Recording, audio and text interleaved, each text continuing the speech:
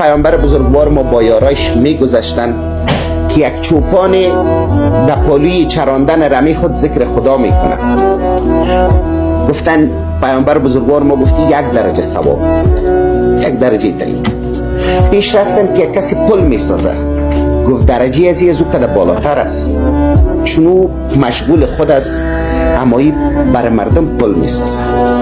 اما پیش رفتن که کسی درس میده، گفت ثواب از کل از اونا که بالاست که انسان تربیت میکنه. و در دین مبارک ما و شما از صدقات جاریه یکیش آموختن علم است که بعد از مرگ هم ثوابش جاری است. کل ما و شما میفهمیم که سرنوشت جوامع بشری مدیون سعی و تلاش معلمین است.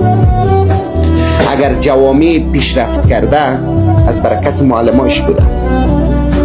میفهمیم اگر ما انسانی را تربیت کنیم میتواند سرنوشت یک کشور و سرنوشت جهان تغییر بده.